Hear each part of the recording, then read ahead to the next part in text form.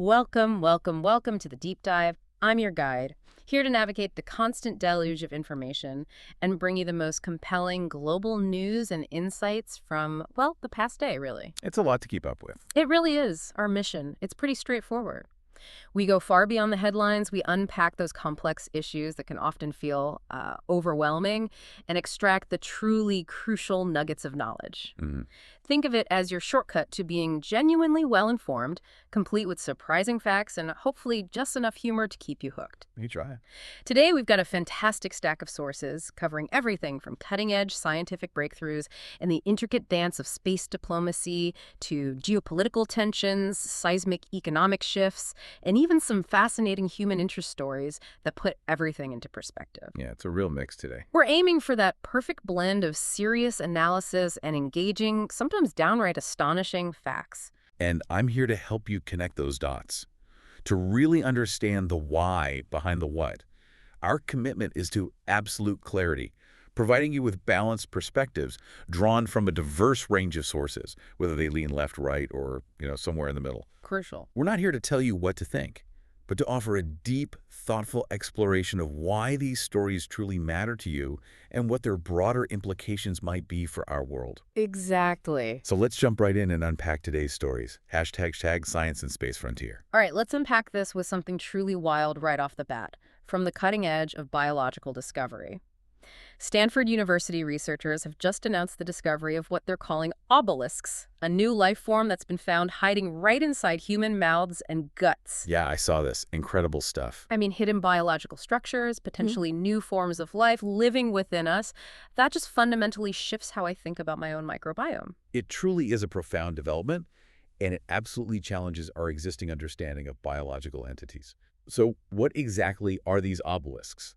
Essentially, they are microscopic genetic elements, even smaller than typical viruses, composed entirely of RNA. Just RNA. Just RNA. What makes them so revolutionary is that they resemble what we know as viroids, which are plant pathogens that don't actually encode proteins. Okay, so viroids don't make proteins. Yeah. How does that compare to a virus? Right, so this means they don't carry the instructions to build their own machinery, unlike even the simplest viruses.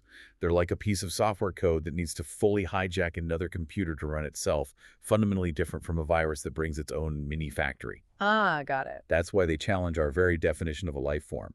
The fact that they've remained hidden until now, despite being present in human microbiomes, suggests a completely unique biological entity previously unseen. So, if they're not quite viruses, not quite bacteria, and not quite like anything we've properly classified, what's the real aha moment here for us? What does this mean for our understanding of life itself? Well, the real aha moment here is that this discovery isn't just about adding a new entry to the biological dictionary. It challenges the very definition of life as we know it, suggesting a whole new, previously hidden domain of biology that's been quietly living inside us. Wow. This could reshape our evolutionary understanding, much like finding a new fundamental particle in physics. The implications are enormous.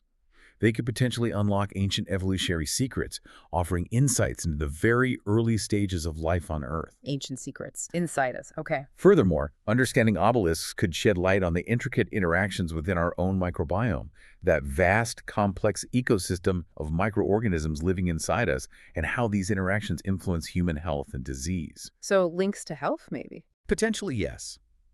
Researchers are currently engaged in intensive study to figure out their exact functions, how they interact with our cells, and what their impacts are on our overall well-being. This is just the beginning of understanding these mysterious microscopic entities. That's truly mind-bending. Hidden biological structures that could rewrite evolutionary history. My next topic actually segues pretty nicely into another kind of singularity, but on a much, much larger scale. Okay. We're talking about humanity's population peak. Recent studies are predicting a significant peak in human population within mere decades, potentially leading to a plateau or even a decline. Right, this has been gaining traction. Yeah. If we connect this to the bigger picture, the concept of a singularity here is fascinating, especially in demographic terms. We've always thought population growth was unstoppable, an ever upward curve. The exponential growth model. Exactly. But these studies predict a demographic singularity, a point where human numbers plateau or even decline, like a river reaching its delta, rather than endlessly expanding. This model explicitly accounts for critical factors like finite resources and the undeniable environmental impacts of an ever-growing population, Which the old models kind of ignored. which traditional exponential growth models often ignored, yeah. And it gets even more mind-bending when you bring in the concept of a technological singularity, right? How do these two colossal ideas intersect? Absolutely. This demographic peak happens precisely as we approach the technological singularity, where advancements in artificial intelligence, AI, biotech, and other technologies become so rapid and profound that they fundamentally transform societal structures and human capacities. Like, paint me a picture. Well, think about it. If robots do most of the work, if new medical breakthroughs extend lifespans dramatically, or if we develop entirely new hyper-efficient ways of living and consuming, how does that reshape the very fabric of our communities? This could profoundly influence or even precipitate population changes. This raises an important question. If our population peaks and technology continues its exponential curve, what does future human society even look like? Yeah, that's a huge question. It underscores a critical need for planning and adaptation, as these potential future scenarios have profound implications for everything from infrastructure and resource management to social welfare and global governance. It's a future we need to plan for now. Speaking of things that might raise questions, let's move from deep science to something a little extraterrestrial adjacent, or at least officially unidentified. Uh-oh. Where are we going with this? U.S. Vice President J.D. Vance has apparently developed quite an obsession with unidentified flying objects, or UFOs. Oh, right. I saw headlines about this. It's certainly a lighter topic than global population, but intriguing nonetheless, especially coming from such a high-ranking official. The remarkable thing here is the level of official attention this is getting. Vice President Vance has openly disclosed his fascination with UFOs and stated his intention to thoroughly investigate the phenomenon. He's really going for it. He's even pledged to dedicate his August congressional recess to delve into the matter, which is quite a commitment from such a high-ranking official. The context for this increased interest comes from reported sightings, primarily around military installations in New Jersey, like the Picatinny Arsenal Research Center. So it's not just random backyard sightings, but actual areas of national security interest. What are the agencies saying? Exactly. Various U.S. agencies, including the Federal Bureau of Investigation, FBI, and the Department of Defense, DoD, have been involved in investigations. They've received over 5,000 tips. 5,000? Wow. But it's important to note that few of those leads were deemed worthy of further investigation. Furthermore, the Trump administration has previously clarified that the majority of drone flights reported in New Jersey were actually authorized by the Federal Aviation Administration, FAA, for research purposes. Mundane explanations. And some were even from hobbyists. So, while the public interest is high, many sightings have mundane explanations. This raises an important question, though. Does Vance's personal interest signal a broader shift towards increased government scrutiny on unidentified aerial phenomena, perhaps moving beyond simple debunking to a more serious investigation? Or is it just him? Or is it simply a high-profile individual pursuing a personal curiosity that happens to intersect with national security? It's a delicate balance between public interest, national security, and scientific rigor. That's a great distinction to make, from the skies back to Earth, and a truly significant piece of health news coming out of Russia. A newly developed personalized cancer vaccine is expected to be administered to patients within months. This could be a genuine game changer in oncology. This is indeed a potentially monumental breakthrough. The science behind it is cutting edge. It's an artificial intelligence, AI-assisted messenger RNA, mRNA-based vaccine. Like the COVID vaccines, but for cancer? Similar technology, yes. But what makes it truly revolutionary is its personalized nature. It's tailored to target malignant tumors using each patient's unique genetic data. Okay, tailored. How does that work? Development for this vaccine began in mid-2022, and its core aim is to train the patient's immune system to recognize tumor-specific proteins and then eliminate those cancerous cells from the body. The production process is incredibly efficient, leveraging AI to analyze tumor data and create a custom vaccine in about a week. A custom vaccine in a week? That's incredibly fast for something so complex, especially for a cancer treatment. What's the immediate focus and its broader potential? It absolutely is. Initial focus for this vaccine has been on melanoma patients, and the results from both animal and limited human trials have shown significant promise. Promising, okay. If these results hold up as it moves into broader administration, this innovation could mark a truly significant advancement in Russia's public health strategy, especially given the substantial number of cancer patients in the country. And internationally. It's also attracting considerable international interest for potential collaboration, largely due to its unique regulatory framework, which differs from that of standard drugs.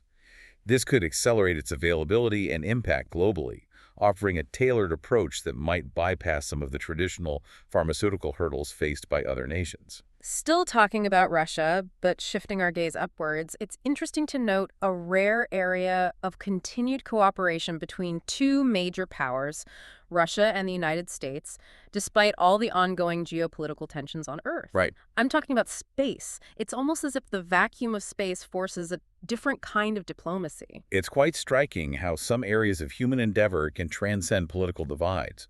Dmitry Bakanov, the head of Roscosmos, Russia's space agency, recently visited the United States. Oh, really? What for? He was there not only for the launch of a Russian cosmonaut aboard a SpaceX spacecraft itself, a symbol of joint operations, but also to meet with the acting NASA, National Aeronautics and Space Administration Administrator, Sean Duffy. High-level meetings, then. Yes, and these signal a clear commitment to peaceful cooperation in space, even when terrestrial conflicts are escalating. And what were the key takeaways from those discussions? Beyond the symbolism, were there concrete agreements or plans? They discussed critical issues for the future of space exploration.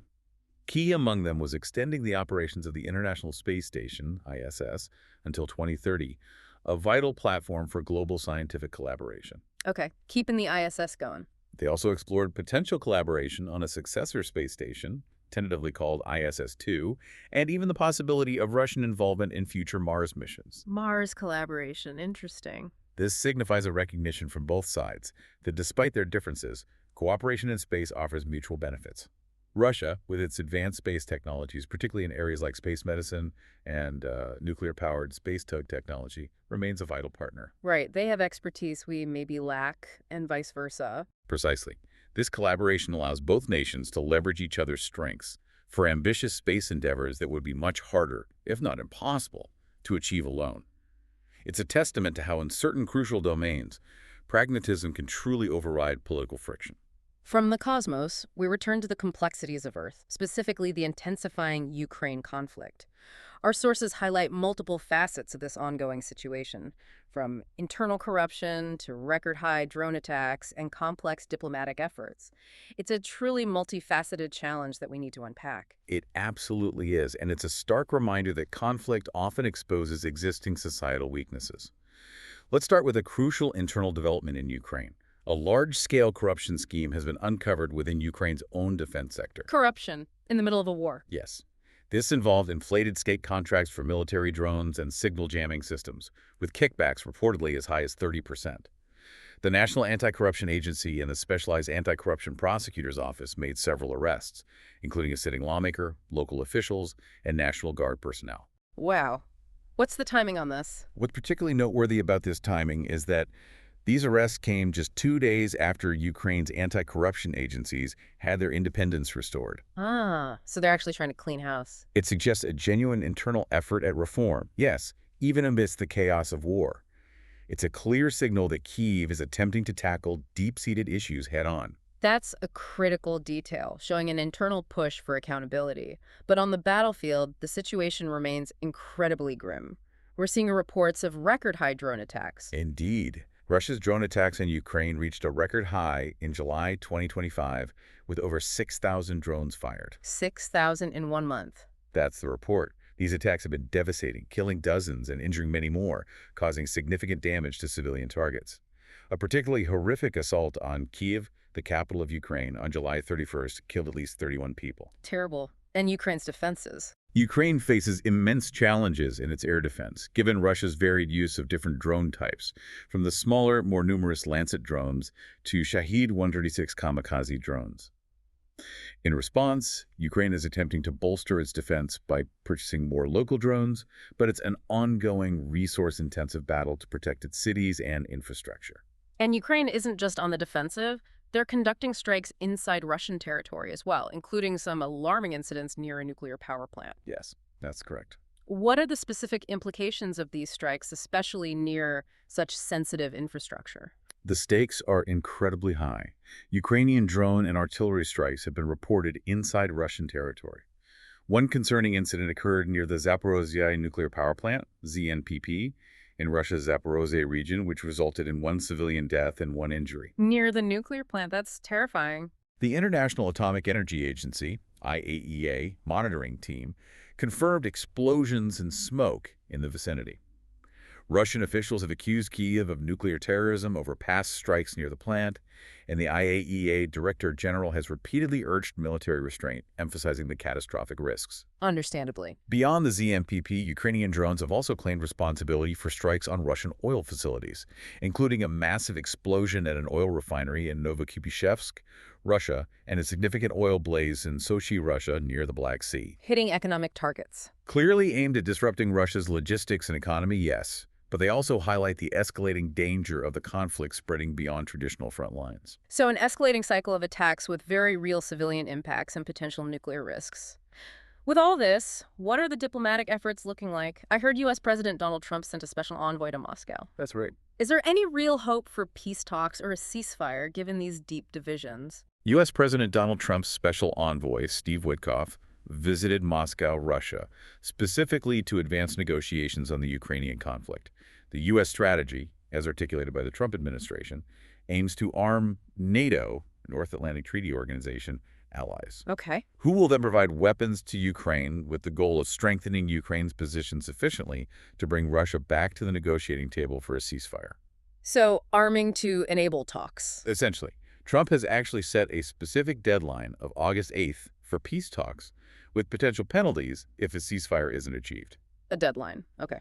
And Russia's response. Moscow has, in turn, expressed readiness for negotiations, but continues to view the conflict as a Western proxy war, suggesting that peace could only be achieved through Ukrainian neutrality and significant policy changes in Kyiv, including a demilitarization of Ukraine. So fundamentally different views on the cause and solution. Exactly. This highlights a fundamental chasm.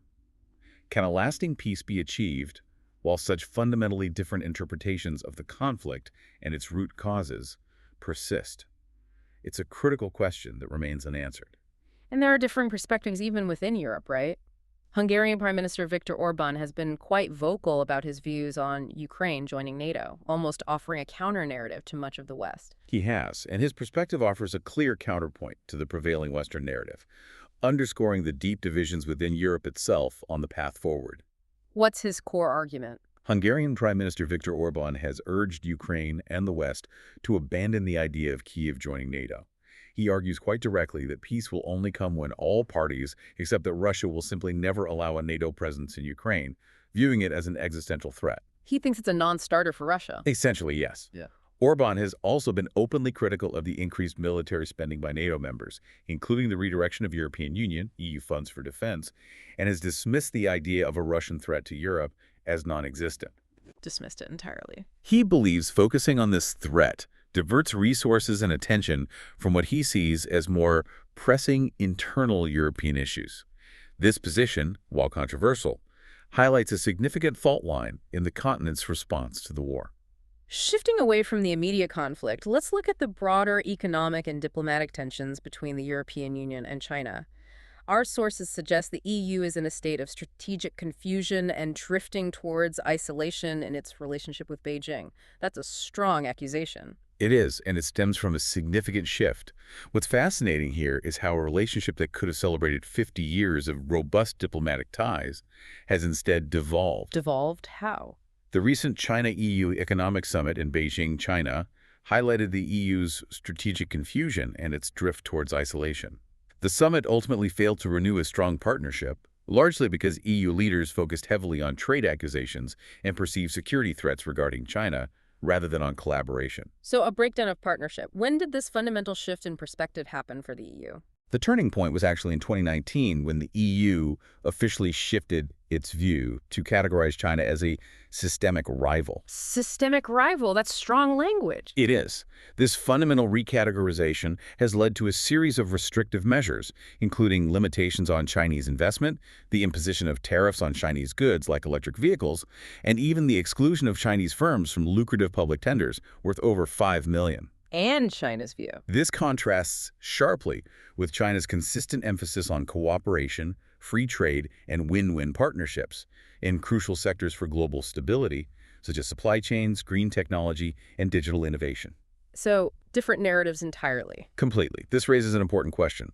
Why is the EU seemingly undermining its own economic resilience by aligning so closely with what some perceive as a containment strategy against a major economic partner? Good question. What are the consequences of this strategic alignment for the EU, and where does it go from here? If we connect this to the bigger picture, the EU's alignment with U.S. containment strategies risks isolating itself on the global stage and potentially undermining its own competitiveness, despite the strong economic ties that still exist between China and Europe. So, potentially self-sabotaging. Some analysts argue that yes, political frictions, particularly over issues like the war in Ukraine, have clearly hindered broader progress.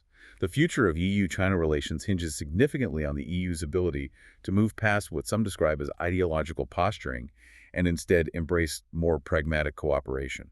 A strategic choice for Europe. It's a moment of significant strategic choice for Europe, yes, to either forge its own distinct path or continue to largely echo U.S. policy, which could have long-term economic and geopolitical consequences for the bloc. Now, onto a situation that continues to be a profound humanitarian crisis, the Israel-Gaza conflict. The complexities range from the distressing hostage situation to an escalating aid crisis and continued calls for settlement. It's just a truly multi-layered challenge. It's a truly dire and deeply tragic situation.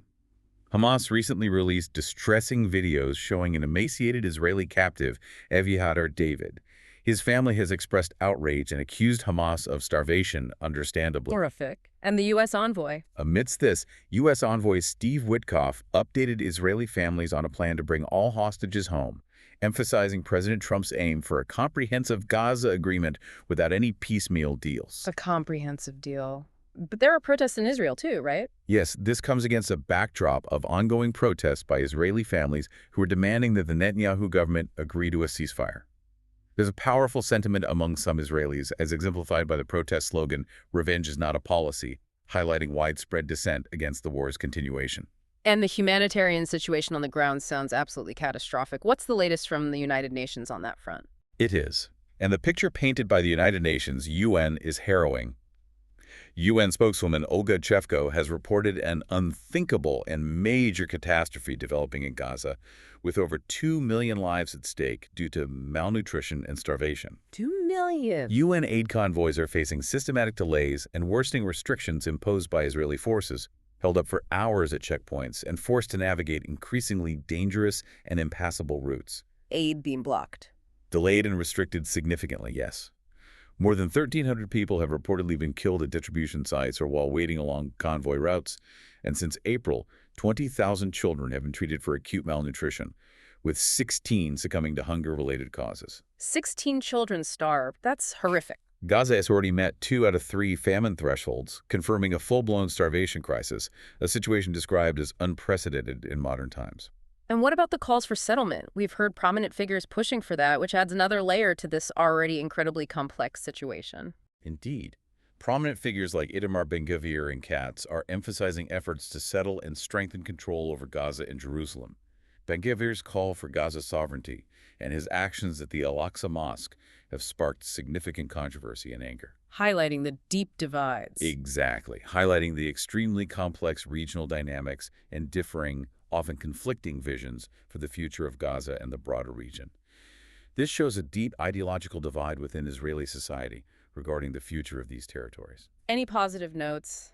The UK taking children? Separately, yes, the United Kingdom UK government has announced plans to bring more Gazan children to the UK for medical treatment, a small but significant humanitarian gesture. And another casualty. On a tragic note, the Palestine Red Crescent has accused the Israeli military of an attack on its Gaza headquarters that killed a worker, though Israel has stated it has no information about the incident.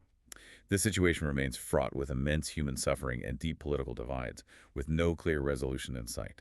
Speaking of the United Nations, our next story highlights a surprising, almost self-reflective problem within the organization itself. Apparently, nobody reads their reports. Slight chuckle. Yeah, I saw this one. Bit awkward. It seems even vital information can be useless if it doesn't reach its audience. This raises an important question about institutional effectiveness and the challenge of information dissemination in the modern age. A recent UN study revealed that most of its 1,100 reports published last year are simply not widely read, leading to what the organization itself is calling an identity crisis. An identity crisis because of readership stats. Well, the data is quite stark. While top reports might get over 5,500 downloads, 1 in 5 receives fewer than 1,000. It highlights a system straining under the sheer volume of meetings and documentation, producing reports that simply aren't breaking through the noise. So a lot of effort, but not much impact where it counts. How is the UN leadership responding to this rather embarrassing finding? That's the core concern. Secretary General Antonio Guterres has responded by launching the UN80 Task Force, Yeah. specifically aimed at reviewing mandate implementation and reducing administrative overload. He's emphasizing the critical need for reform to make the UN's work more impactful and coherent, especially as it grapples with a credibility crisis. And it's not just internal critique. No, it's not just an internal observation either. Leaders like Russian President Vladimir Putin and officials from India have both publicly called for UN Security Council reform to better represent developing nations, underscoring a broader recognition that the UN needs to adapt to a changing global landscape to remain truly relevant. The challenge is immense. It really is, going beyond just readership to the very structure and purpose of the organization. It's a stark thought that even the UN struggles with its own relevance. Let's move briefly to the Syrian conflict, where there's been a recent incident and the usual blame game. Yes, the situation there remains tense. The Syrian government accused the Kurdish-led Syrian Democratic Forces, or SDF, of a rocket attack in northern Syria, injuring army personnel and civilians. And the SDF response? The SDF claims they were responding to an unprovoked assault. This happened amid ongoing discussions about potentially integrating the SDF into the Syrian state, highlighting the persistent regional tensions and deep divides within the country. It's another layer of complexity in that long-running conflict. Okay, now pivoting back to major powers. We're seeing China and Russia conducting joint military drills in the Sea of Japan. This seems like a pretty clear signal in the current climate. These exercises, known as Joint Sea 2025, commenced near the Russian port of Vladivostok, Russia, and are quite significant, yes. What are their stated goals? Their stated objectives are clear: to strengthen the comprehensive strategic partnership between China and Russia, and to counterbalance what they perceive as the U.S.-led global order. And what are they practicing? The drills involve a comprehensive range of activities, including submarine rescue, anti-submarine operations, air defense, anti-missile operations, and maritime combat, demonstrating a high level of interoperability between their navies. This isn't a new phenomenon, is it? They've been doing these for a while, but what makes these particular drills stand out in the current geopolitical climate? That's correct. These annual joint drills were initiated back in 2012, and they've steadily aimed to deepen the comprehensive strategic partnership. What makes them stand out now is the increasingly explicit rhetoric from both nations about creating a multipolar world order and challenging perceived U.S. unipolarity. And the neighbors are watching. Unsurprisingly, yes. China's growing military cooperation with Russia has raised significant security concerns for Japan, according to its Ministry of Defense, given the proximity to its maritime borders. And China's stance on Ukraine in all this. It's also notable that despite calls from European leaders for China to pressure Russia to end the war in Ukraine, China has consistently maintained neutrality on the conflict. While advocating for peace, Beijing has also been critical of Western involvement. This joint military exercise underscores their strategic alignment on a broader geopolitical scale, presenting a united front against what they see as Western dominance. Let's turn our attention to the United States and some significant internal dynamics, starting with public broadcasting. It seems PBS, Public Broadcasting Service, and NPR, National Public Radio, are facing major funding cuts, with their primary funder, the Corporation for Public Broadcasting, or CPB, announcing its closure. Yeah, this is a big deal. This raises significant concerns for the future of public broadcasting in the U.S. This is a direct consequence of policy decisions from the Trump administration. They decided to cut funding for PBS and NPR, leading the Corporation for Public Broadcasting, CPB, to announce it will wind down its operations. Well, a reasoning given. President Trump had publicly accused NPR and PBS of bias and woke propaganda, though both broadcasters have vehemently denied those accusations, stating their commitment to unbiased journalism and educational content. What's the likely impact? The impact of these cuts is potentially severe. We could see widespread layoffs and the potential closure of these networks, particularly smaller, local stations that rely heavily on federal funding. What's particularly concerning, beyond news and entertainment, is that these broadcasters also play a crucial role in the U.S. domestic emergency alert systems, Oh, right, the emergency alerts. which rely on their infrastructure to disseminate critical information during crises. So it's not just about content, but actual public safety. And Congress seems to be backing these cuts. What's the timeline here? That's right. The U.S. House of Representatives supported withdrawing $1.1 billion in federal funds from the CPB, and next year's Senate appropriations bill contains no funding for the CPB either, indicating broad support for this, at least currently. So it's happening. The Corporation for Public Broadcasting plans to wind down operations over the next few months, with most staff positions concluding by September 30th, 2025, and a small transition team staying till January 2026. And the broader debate. This situation highlights the varied perspectives on the role and funding of public broadcasting.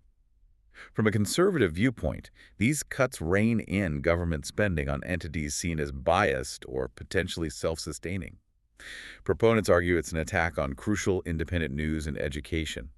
It reflects a significant shift. From public institutions to a high-profile legal and political investigation, former special counsel Jack Smith is now under investigation himself. That's quite a turn of events. Yes, this is a significant development, reported by multiple outlets including the Washington Post, BBC, CNN, and the New York Times. U.S. officials and various watchdog agencies, including the Office of Special Counsel, have launched an investigation into former special counsel Jack Smith. On what grounds? The allegations are that he violated the Hatch Act, which generally restricts federal employees from engaging in political activities, like using their official position for partisan campaigning. Is there evidence? Well, sources explicitly state these allegations are without evidence at this time, but the mere fact of the investigation is newsworthy. So it's an investigation based on accusations, but not yet substantiated. What's the context here, especially concerning his previous work against Donald Trump? Precisely. Smith, as you know, previously led 2 federal criminal cases against Donald Trump and resigned earlier this year. Trump and his allies have publicly accused Smith of these Hatch Act violations, claiming his prosecutions were politically motivated. And the DOJ practice connection. What's interesting context here is the Department of Justice's DOJ practice. Smith dropped cases against Trump after he was reelected, effectively protecting him from prosecution under long-standing DOJ practice that typically avoids prosecuting a sitting president or a recently reelected one. To avoid a political interference perception. Right. The investigation into Smith has certainly garnered significant attention, raising questions about political influence and the conduct of prominent figures in the justice system, regardless of the ultimate findings. It's a situation that will continue to be watched closely. Now, let's talk about internal dynamics within the Democratic Party, specifically concerning Vice President Kamala Harris and her role in the upcoming midterms. It seems some Democrats are expressing reluctance about her extensive participation, which is a fairly strong signal from within her own party. This is an interesting strategic debate within the party, reflecting concerns about her current political standing and electoral impact. Some Democrats are indeed expressing reluctance to have Kamala Harris participate extensively in the midterms. Why the reluctance? Well, she has been quite vocal in her statements, criticizing the broken system and Donald Trump's approach, which some within her party might view as not sufficiently solution-oriented, or perhaps not resonating broadly enough with swing voters. And her past moves. Her previous departure from the race for California governor has made that contest uncertain, and CNN panelists have critiqued her for lacking concrete solutions, despite having had time to address various issues. So, strategy or deeper concerns? This raises an important question. Is this reluctance purely strategic, a tactical move to focus resources elsewhere, or does it reflect deeper concerns about her broader political appeal and ability to rally the base and independent voters? And there's even speculation about her future beyond the midterms, right? Suggestions about her not running for president in 2028 are starting to surface? That's correct. Suggestions have already arisen that she should not run for president in 2028, which is quite early for such definitive speculation, but common in the intense world of American politics. Internal strategizing. It highlights the intense scrutiny and internal strategizing that occurs within major political parties, especially for high-profile figures seen as potential future leaders. The party is clearly weighing her public perception and effectiveness as they head into crucial election cycles. Speaking of President Trump, a quick note on a reported clash. He apparently confronted Senator Chuck Schumer over nominees. Yes, reports indicate President Donald Trump directly confronted Senate Democratic leader Chuck Schumer, apparently telling Schumer to go to hell after the Senate failed to reach a deal on nominees. Wow. Blunt. It certainly highlights the ongoing political gridlock and the often confrontational tone in U.S. politics right now.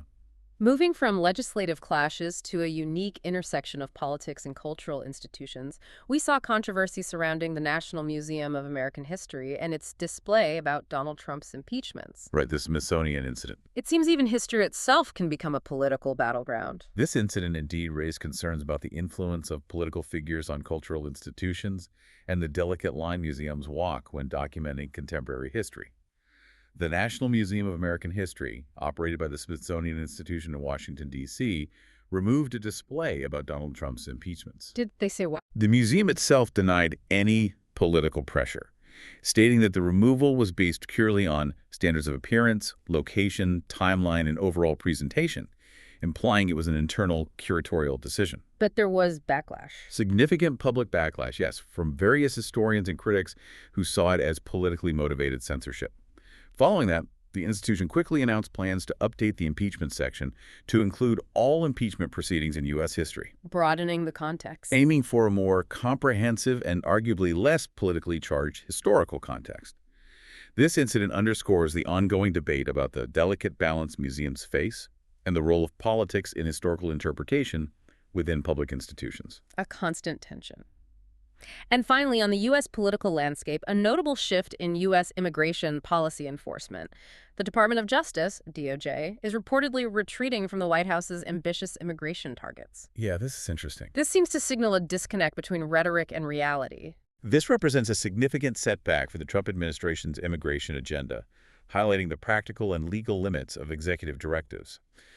The Department of Justice, DOJ, is scaling back the White House's target of arresting 3,000 immigrants per day. 3,000 a day was the target. That was the reported target, yes.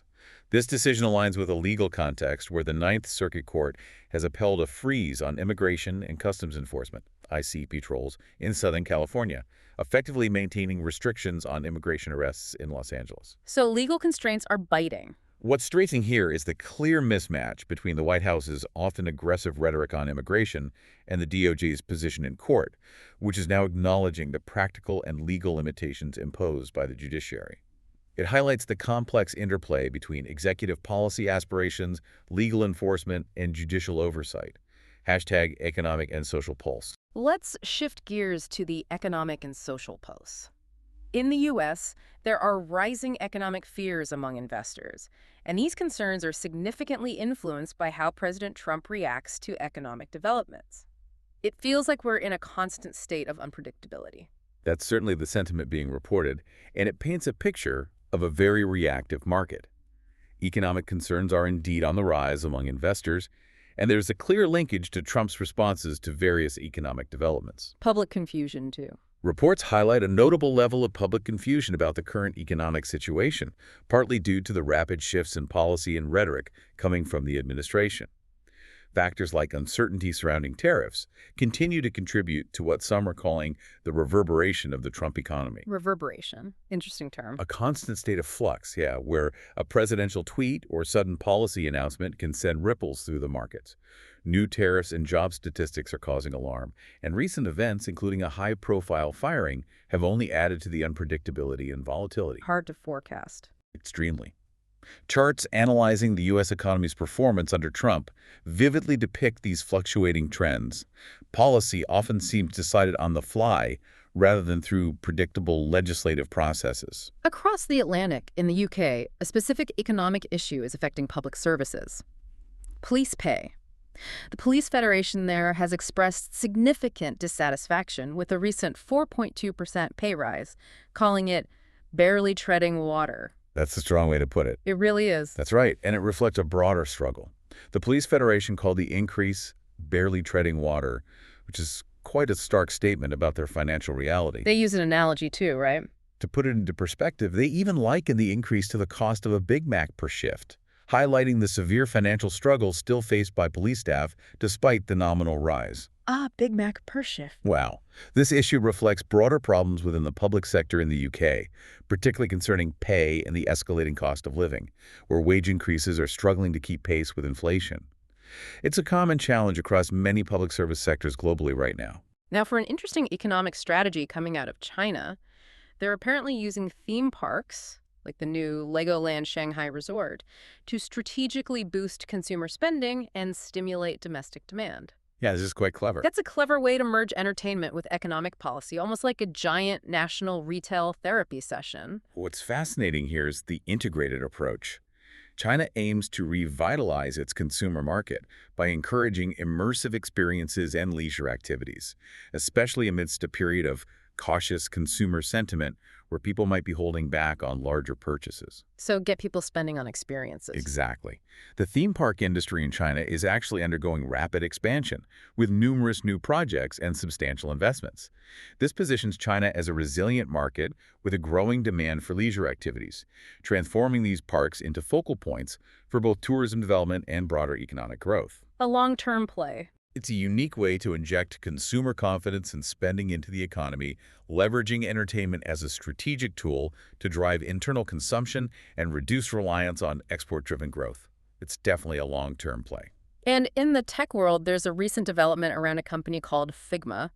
Its blockbuster IPO, initial public offering, is being seen as a vindication of merger and acquisition, M&A scrutiny, particularly by former Federal Trade Commission, FTC chair, Lina Khan. Right. Figma's IPO. What does this mean for the future of tech acquisitions? If we connect this to the bigger picture, it highlights ongoing discussions around antitrust, market concentration, and tech giant acquisitions.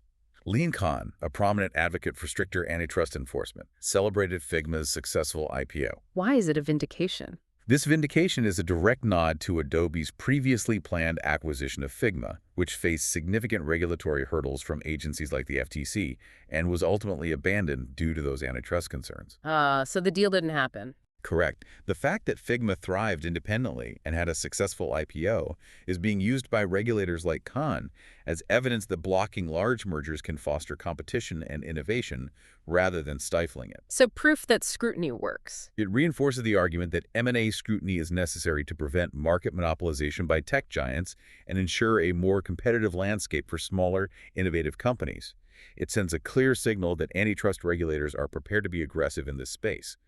#TAG climate and natural disasters. From economic strategies to a pressing environmental issue that directly impacts communities. European glaciers are melting at an alarming rate, threatening mountain villages. Switzerland, in particular, is pouring nearly $500 million annually into protective structures. That's a huge amount of money. It is, and it raises an important question. Is this steep cost of protection truly worth it in the long run, or is it merely delaying the inevitable? That's the core debate, yeah. Is continuously investing in these protective structures, like rockfall barriers, avalanche defenses, and drainage systems, financially justified and sustainable, or is relocation a better option? Relocating residents from at-risk areas. It might be a more practical and indeed more sustainable solution in some cases. This situation forces a critical discussion about the long-term viability and financial justification of safeguarding vulnerable regions that are directly in the path of climate change's effects. A tough dilemma. It's a challenging dilemma with no easy answers, pitting economic realities against cultural heritage and human safety, all against the backdrop of an accelerating climate crisis. And on the broader climate front, there's a concerning development from Sweden. Once an early climate leader, it now seems to be retreating from its environmental commitments. Yeah, this is quite a turnaround. Reflecting what some call a broader trend within the European Union, that's quite a policy shift for a country known for its green initiatives. It's a significant reversal, and one that has drawn considerable criticism. Under its recent conservative leadership, Sweden has indeed backtracked on many policies geared towards reducing its carbon footprint, moving away from targets that were once considered ambitious. Just as the push for 2050 neutrality ramps up. Exactly. This policy shift comes at a critical time. Sweden's retreat is starkly marked by increased fossil fuel emissions, the highest in 15 years, and a reduction in carbon uptake by its forests, which is exacerbated by clear-cutting, droughts, fires, and soil nutrient decline. Why the shift? The government has openly prioritized short-term economic gains over long-term sustainability, partly fueled by increased logging due to halted Russian timber imports because of geopolitical tensions. So immediate economic needs are overriding long-term climate goals. What's the reaction been to this, both internally and internationally? The criticism has been widespread and vocal. The Organization for Economic Cooperation and Development, OECD, highlighted that these shifts created uncertainty. Both the Swedish Climate Policy Council and the Environmental Protection Agency openly declared the policies inadequate. Inadequate. How badly? In fact, Sweden is projected to miss all its national climate targets for the next 20 years, including its net zero emissions goal by 2045. Wow, miss them all. This not only undermines Sweden's own climate agenda, but weakens Europe's overall climate efforts, as a former leader sets a concerning precedent. What's fascinating, however, is that despite the governmental shifts, civil society in Sweden continues grassroots conservation activities. So people are still pushing back. In an effort to uphold environmental commitments, yes, showing a disconnect between political rhetoric and effective policy implementation. It's a stark example. Now, for some seismic news, literally. We've had a recent earthquake and volcanic activity in some unexpected places, from New Jersey in the United States to Russia's Far East. Yeah, the planet's active. It reminds you just how dynamic our planet is. It certainly does. And what's fascinating here is the unpredictable nature of these geological events. In the United States, a 3.0 magnitude earthquake struck northern New Jersey, specifically Hasbrouck Heights in Bergen County. 3.0 in New Jersey, that's unusual. It is. Tremors were felt widely across parts of New York City, including Manhattan and the Bronx, and throughout the tri-state area. While no injuries or major damage were reported, it certainly caused noticeable shaking and raised concerns about regional preparedness. A little wake-up call. Serves as a reminder that seismic activity isn't confined to traditionally active zones. And then the major event in Russia, right. A volcano erupting after centuries of dormancy, followed by a tsunami alert. That sounds like something out of a disaster movie. Indeed. Just days prior, the Treshchenikov volcano on Russia's Kamchatka Peninsula erupted. This is a truly historic event, as it's the first time it has erupted in modern history after being dormant for 500 to 600 years. 500 years. And it followed a massive offshore earthquake. The eruption sent a colossal 6,000-meter ash column into the air, leading the KVERT, Kamchatkan Volcanic Eruption Response Team, to raise the aviation color code to orange. Threat to planes. A significant threat, yes, with ash drifting 75 kilometers east. This triggered initial tsunami warnings for Kamchatka and the Kuril Islands following a 6.7 magnitude quake, which caused some cruise ships to take precautionary measures. Oh, tsunami warnings, too. Yes, the warnings in the U.S. were downgraded, and Japan eventually lifted theirs. Russia itself eventually canceled its tsunami warning. This series of events highlights the unpredictable nature of natural disasters and the critical need for swift responses. And speaking of weather, some severe updates from the UK and a fun one from Australia. It seems the weather really is all over the map. For the UK, an amber warning has been issued ahead of Storm Florence covering most of Scotland, with a yellow warning also in place for the north of England. Residents should definitely prepare for severe weather. Batten down the hatches. Pretty much. On a lighter note, New South Wales, Australia, just experienced its heaviest snowfall in 20 years, creating a literal winter wonderland for locals. Snow in NSW, that's not the stereotype. Exactly. There are videos circulating of Australians enthusiastically playing in the snow, building snowmen, even skiing on makeshift slopes. For a country known more for its scorching beaches, it's quite a sight. Definitely not what you expect when you think of Australia. It's a good reminder that nature always has a few surprises up its sleeve. Hashtag crime and social issues with broader context. Let's shift to some pressing crime and social issues that have broader societal significance. We have an ongoing manhunt in Montana, United States, for a suspect in a devastating bar shooting that claimed 4 lives. Yes, authorities are intensifying the search for Michael Paul Brown, an ex-U.S. Army veteran suspected of killing 4 individuals in a bar shooting in Anaconda, Montana. He's considered extremely dangerous. And the circumstances of his escape. Reportedly seen escaping the scene in only his underpants. Police have located his getaway car, and the search continues in a mountainous area. What adds a critical layer of societal significance here are the details shared by his family about his mental health struggles. The mental health angle. Which brings to light the complex interplay between mental health crises and public safety and the urgent need for support systems. Another serious public safety concern comes from Tennessee, United States, where authorities found a man with 14 improvised explosive devices, or IEDs, in his home. 14.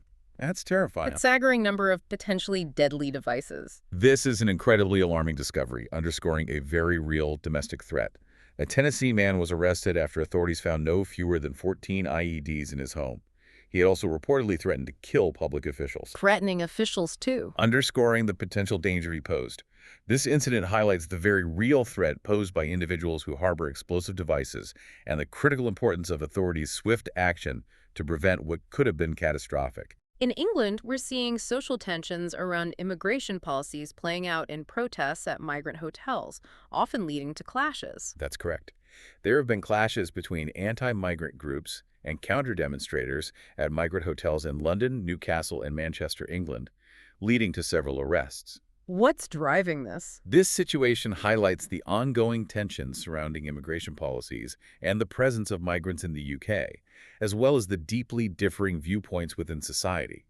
Anti-migrant groups cite concerns about resources and security, while counter-demonstrators emphasize human rights. And the government's response. In a related effort, there's also a crackdown on social media adverts, promoting illegal crossings of the English Channel, with the offense now carrying a sentence of up to 5 years in prison.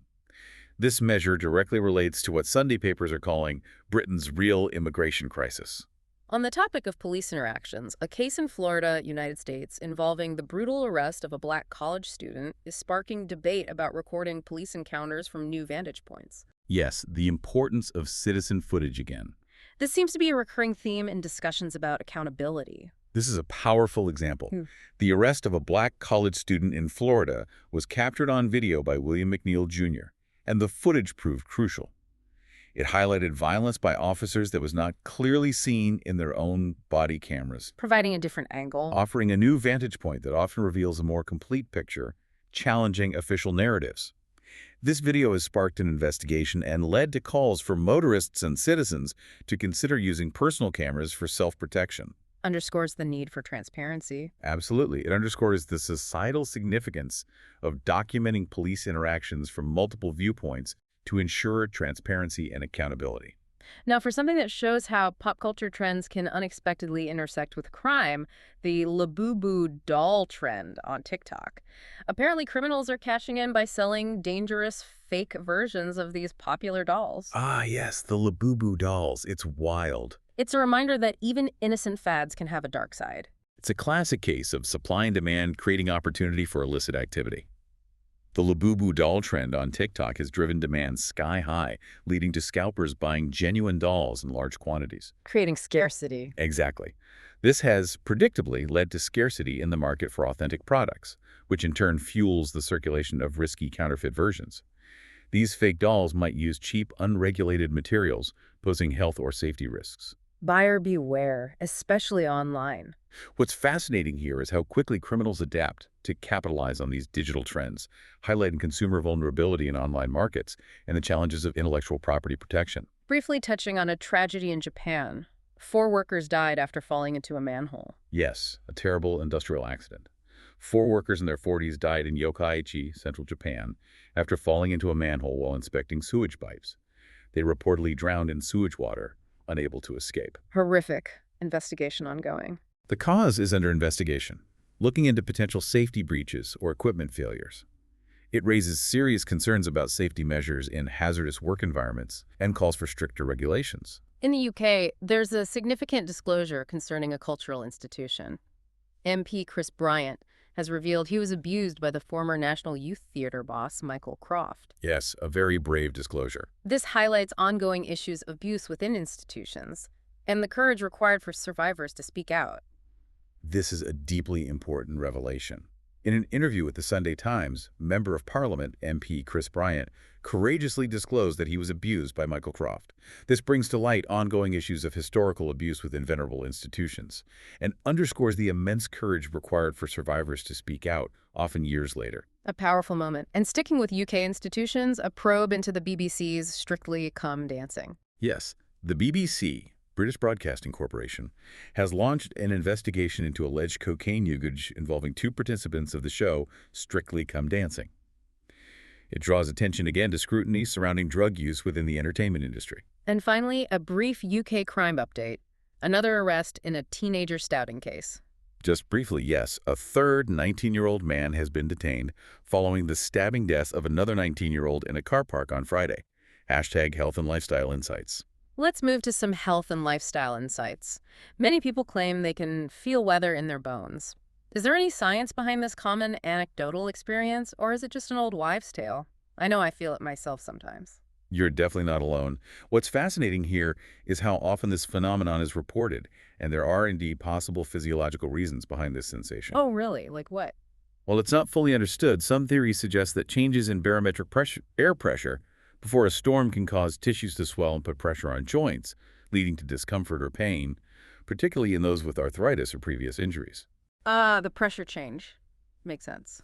Others point to changes in humidity or temperature affecting nerve endings or causing fluid shifts in the body, which can irritate inflamed joints. So, while it might sound like an old wives' tale, there is a scientific basis to it. Good to know. I'm not imagining it. On a more poignant note, we turn to Brazil and the forgotten Zika mothers, who are now raising children with severe disabilities a decade after being infected with the Zika virus. This is a truly heartbreaking and powerful human interest story. A decade later, the long tail of that crisis. A decade ago, the Zika virus caused a devastating health crisis, particularly in Brazil. The women infected during that time are now raising children who, due to the virus, suffer from microcephaly and other severe neurological conditions, meaning many cannot eat, speak, or walk independently. And they formed a community.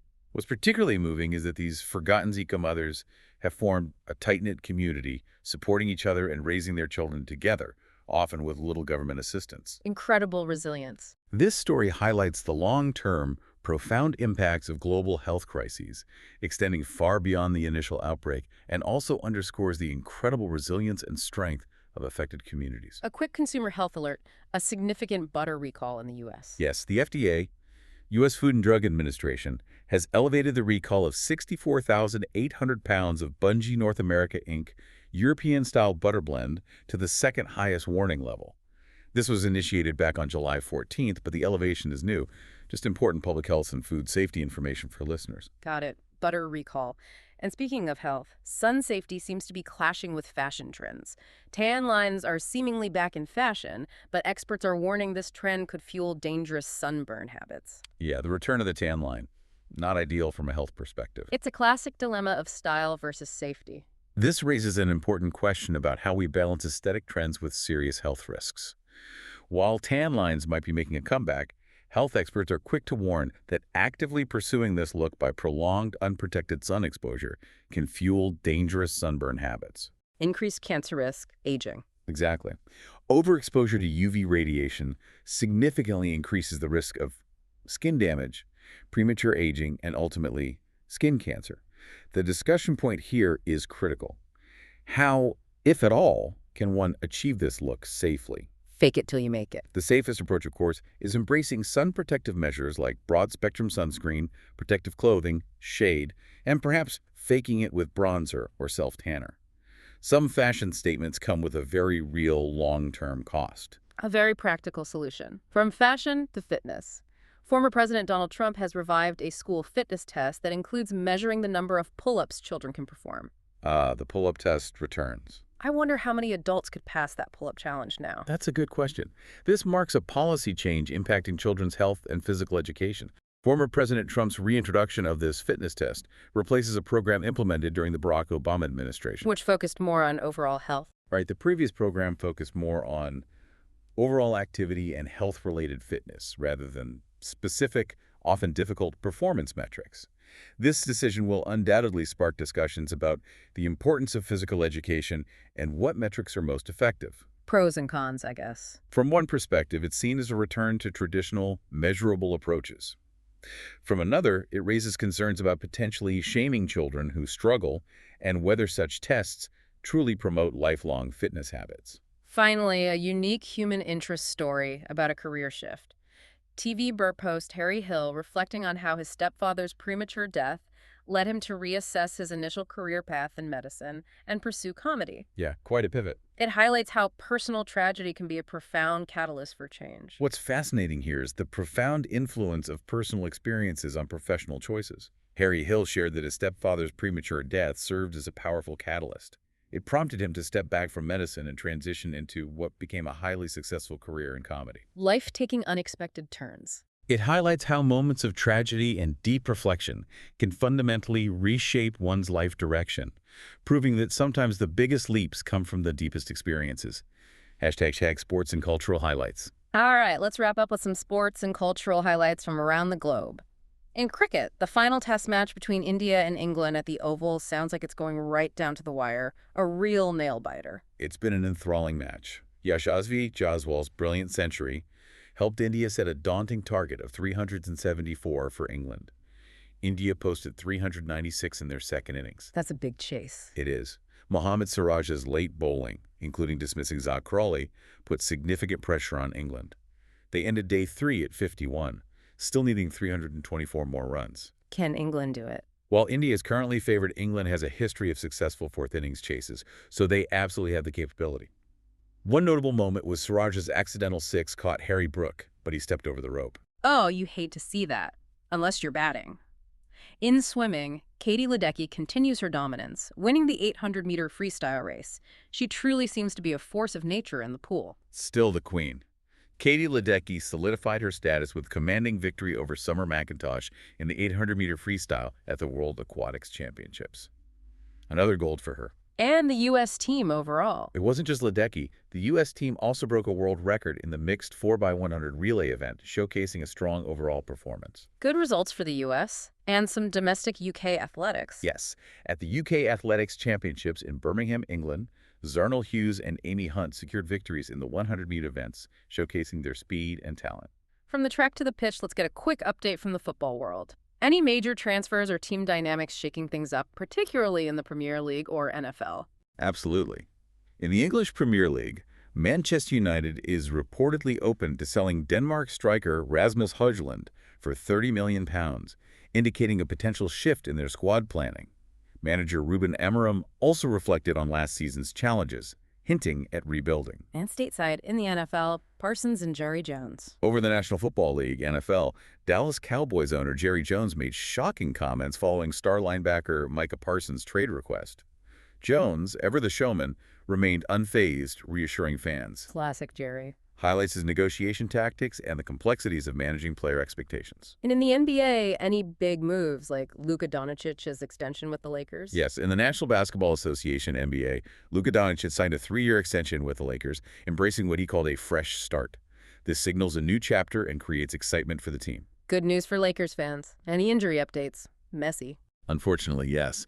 Argentinian footballer Lionel Messi suffered a hamstring injury during an Inter Miami match, forcing him to leave early around the 8th minute. He's been dealing with fitness issues since joining, so that's another concern. Hamstring issues again. Okay, quick rugby update. British and Irish Lions. Just that recent player ratings highlighted the incredible, the unlucky, and the poor performers from the recent tour, with some players dubbed utter machine and one the unluckiest player in living memory.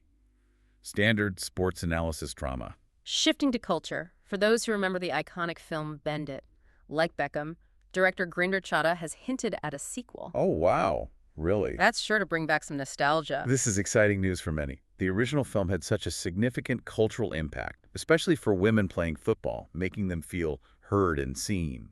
A sequel could revisit that and explore how far women's football has come. And Sir David Attenborough has a new show coming out called Parenthood. I bet that'll be relatable for anyone with a family. Indeed. Sir David Attenborough's new natural history series, Parenthood, promises to showcase animal families coming together and, perhaps quite relatable to many, tearing each other apart. Bound to be informative and entertaining. Before we go, a couple of quirky historical mysteries have been uncovered recently. First, the mystery of Winston Churchill's dead platypus. A dead platypus.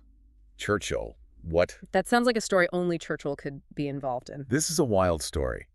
The mystery surrounding Winston Churchill's dead platypus, its bizarre connection to a Nazi submarine, and a 45-day voyage during World War II has finally been resolved, shedding light on a truly bizarre historical enigma. The footnotes of history are weird. They certainly are. And perhaps even stranger, someone found a Nazi bunker under their house. That's an unexpected basement renovation project. That's quite the discovery. Sean and Carrie Tullier in the United States found a Nazi bunker right underneath their house.